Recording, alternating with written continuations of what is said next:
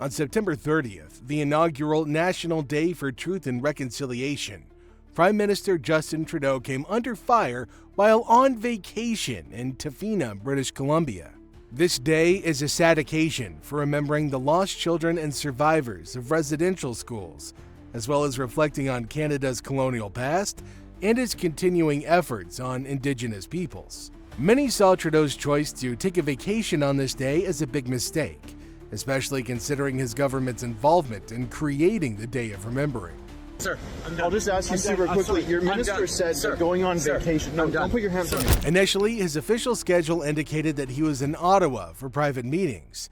However, it was eventually revealed that he was in Tofino with his family. This disclosure prompted allegations of dishonesty and insensitivity. Following media queries highlighting the inconsistency, the Prime Minister's office subsequently revised the schedule to reflect his real location. More days a week than the vast majority of Canadians. You've actually taken hundreds of vacation days last year. Hold it. I'll let you finish. Sorry. You can do the math. He said that his choice to go on such a crucial day was a mistake, and he officially apologized to several Indigenous leaders. The First Nation had just discovered the remains of 215 children at a previous residential school site, making Trudeau's absence from the invites all the more heartbreaking. Despite receiving 2 emotional invites from the community to commemorate the day, he declined. Sir. I'll just ask you super quickly. Your minister said they're going on vacation. No, don't put your hands on me. Don't put your hands on me. Then please. Even on the beach, Canadian Prime Minister. According to the Prime Minister's office, he spent part of the day conversing with residential school survivors via phone, hoping to hear their memories and ideas on how to go ahead with reconciliation. However, many saw his actual absence from formal occasions as a huge error. His trip was regarded as a lack of devotion to the cause his administration advocated by creating the National Day for Truth and Reconciliation. Critics stated that his actions were against the spirit of the day, which is intended to be a time of introspection, education, and commemorating individuals impacted by the residential school system. This system, which existed from the 19th century until 1996, forcefully separated Indigenous children from their families and subjected them to horrific maltreatment. The Truth and Reconciliation Commission's report, issued in 2015, documented the emotional, physical, and sexual abuse endured by many of these children and identified at least 4,100 fatalities as a consequence of the school circumstances. The survivors went through. The families of the survivors went through. Given the significance of the day and his previous vows to reconciliation, the Prime Minister's vacation, rather than attend commemorative festivities, was seen as especially disrespectful.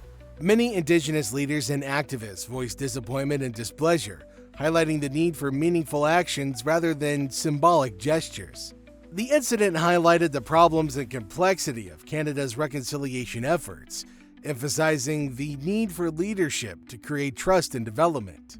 The criticism of his trip revealed deeper difficulties with the Truth and Reconciliation Commission's recommendations for action. In 2015, Trudeau promised to implement all 94 of the Commission's recommendations. However, progress has been glacial, and many of the calls to action still need to be answered. This event highlighted the difference between promises and action in the reconciliation process. Of everything we are as a country, everything we are as Canadians. That is a promise we make right here, all of us together.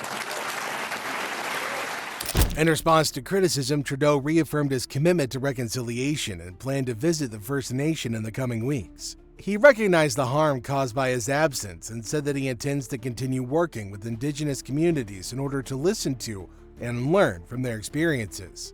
Acknowledging and committing were viewed as crucial stages to repair trust and indicate a true commitment to the reconciliation process. Traveling on September 30th was a mistake, and I regret it. The first National Day of Truth and Reconciliation was a time for Indigenous people. The event in Tofino exposed long-held grievances among Indigenous communities and activists about the speed and sincerity of the government's reconciliation initiatives. It stressed the need to engage with Indigenous peoples on a constant and meaningful basis, as well as respecting pledges and symbolic gestures via concrete deeds. While Trudeau's apologies and pledges were crucial, Many emphasized the need for continuous responsibility and actual progress to achieve genuine reconciliation. I want to again thank Pete Casimir for welcoming me to Kamloops Swakmuk. I had the opportunity this morning to apologize to her and to the community in person for not having been here on September 30th. This morning we had an important and... This vacation also spurred larger debates about the role of public leaders in setting precedents for national holidays and the value of leading by example. As Prime Minister, his activities are constantly watched and his decisions on such important days carry weight. The debate underlined the significance of careful deliberation and sensitivity in leaders' actions, especially when dealing with historic and cultural concerns. The outcry extended beyond Indigenous leaders and activists. Public opinion was mixed, with many Canadians disappointed by his choice. Social media was swamped with comments condemning the Prime Minister for what seemed to be a disrespect for the day's importance. This public reaction highlights societal expectations for leadership and responsibility during reconciliation. Chief Casimir of Kamloops for the conversation we had over the weekend, in which I apologized for not being there with her and her community for this important day.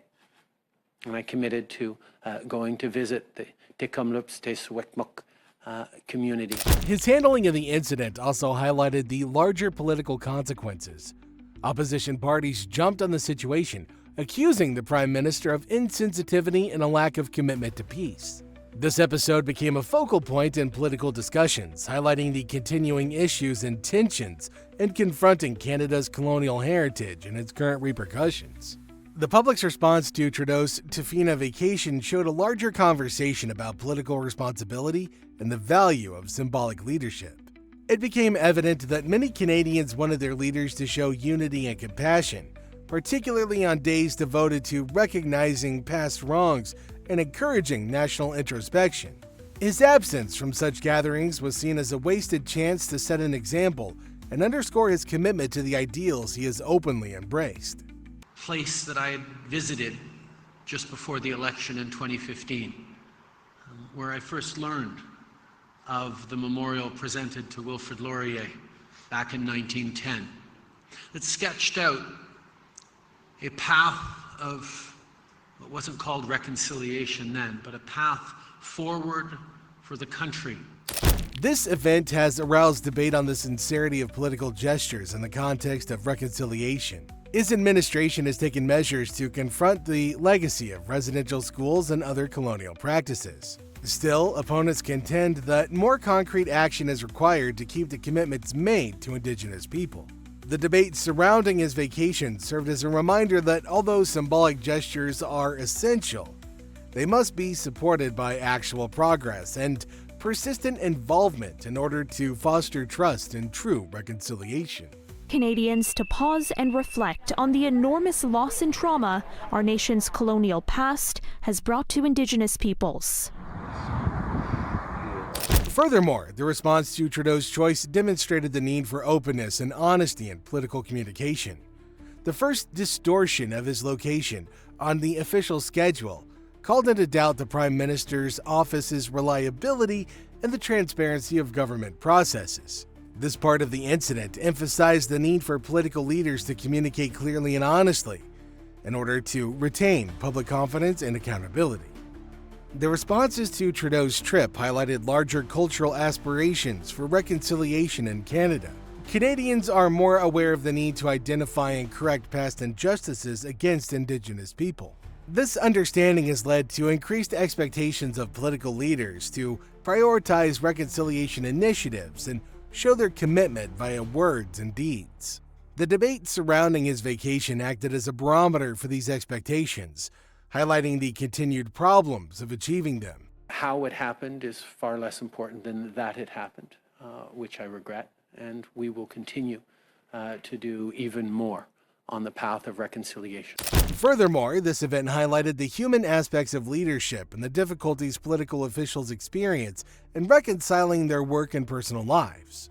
While public people are entitled to individual time and privacy, Their acts are often seen through the prism of their public responsibilities. Trudeau's choice to take a vacation on such an important day demonstrated the difficult balance the leaders must strike between their personal lives and their responsibilities to their voters, particularly on national holidays. The larger ramifications of his vacation included discussions about political objectives and how to allocate attention to vital concerns. The debate highlighted the need for political leaders to prioritize crucial matters like reconciliation and to ensure that their actions are consistent with their public pledges. It emphasized the need to devote time and money to the issues that are most important to the country, especially those that rectify past injustices and foster healing and togetherness. Justin Trudeau made in 2017, but today, Indigenous leaders say that relationship is on shaky ground after Trudeau decided not to visit a First Nation in BC, instead spending Canada's first National Day for Truth and Reconciliation vacationing. Following the scandal, there were demands for a renewed emphasis on the Truth and Reconciliation Commission's calls to action. Indigenous leaders and activists stressed the need to take tangible actions to implement the recommendations and move the reconciliation process forward.